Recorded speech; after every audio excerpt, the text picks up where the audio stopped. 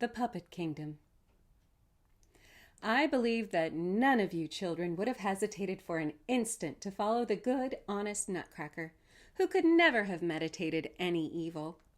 Maria consented to follow him, so much the more readily because she knew what claims she had upon his gratitude, and because she was convinced that he would keep his word and show her many beautiful things. "I will go with you, Master Drosselmeyer," she said, "but it must not be far, and it must not be long, for I as yet have hardly had any sleep."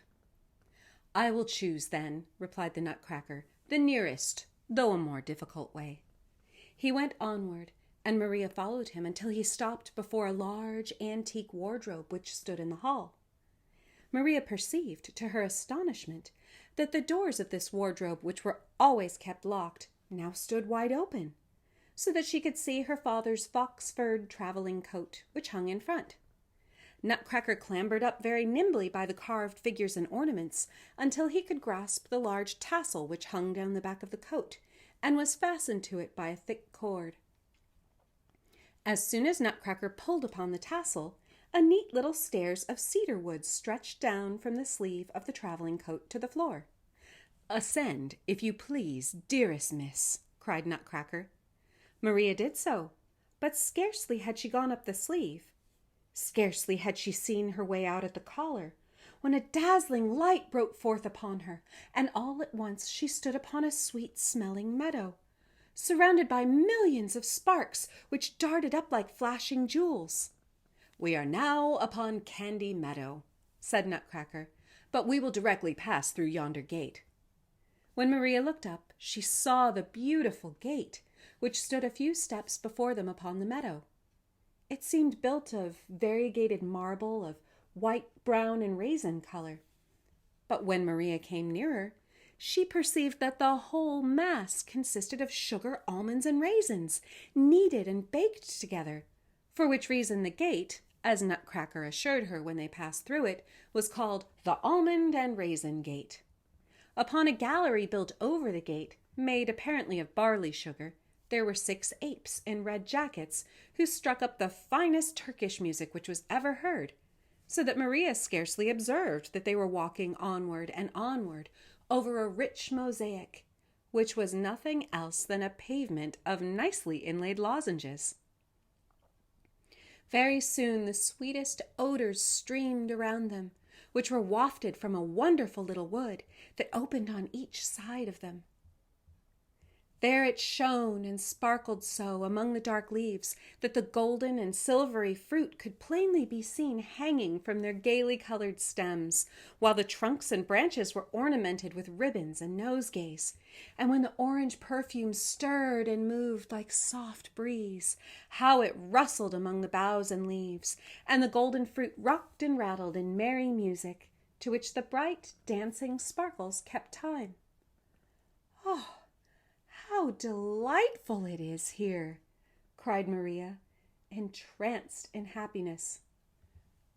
"We are in Christmas Wood, best miss," said Nutcracker. "Oh, if I could but linger here a while!" cried Maria. "Oh, it is too charming!" Nutcracker clapped his hands, and some little shepherds and shepherdesses, and hunters and huntresses came near, who were so delicate and white that they seemed made of pure sugar. They brought a dainty little armchair all of gold and laid it upon a green cushion of candied citron, and invited Maria very politely to sit down. She did so, and immediately the shepherds and shepherdesses danced a very pretty ballet, while the hunters very obligingly blew their horns, and then all disappeared again in the bushes. Pardon, kindest Miss Stahlbaum," said Nutcracker. "The dance was miserably performed, but the people belong to our company of wire dancers, and they can do nothing but the same thing. They are deficient in variety. And the hunters blew so dull and lazily. But shall we not walk a little farther?" "Oh, it was all very pretty and pleased me very much," said Maria, as she rose and followed Nutcracker. They now walked along by a soft rustling brook, out of which all the sweet perfumes seemed to arise which filled the whole wood. "This is Orange Brook," said Nutcracker, but its fine perfume accepted, it cannot compare either in size or beauty with Lemonade River, which, like it, empties into Orgeat Lake. In fact, Maria very soon heard a louder rustling and dashing, and then beheld the broad Lemonade River, which rolled in proud cream-colored billows between banks covered with bright green bushes. A refreshing coolness arose out of its noble waves. Not far off, a dark yellow stream dragged itself lazily along, but it gave forth a very sweet odor, and a great number of little children sat on the shore angling for little fish, which they ate up as soon as caught. When Maria came nearer, she observed that these fish were shaped almost like peanuts. At a distance, there is a very neat little village on the borders of this stream. Houses, churches, parsonages, barns. All were dark brown, but many of the roofs were gilded, and some of the walls were painted so strangely that it seemed as if little sugar plums and bits of citron were struck upon them. "That is Gingerbreadville," said Nutcracker, "which lies on Molasses River. Very pretty people live in it, but they are a little ill-tempered because they suffer a good deal from the toothache, and so we will not visit it."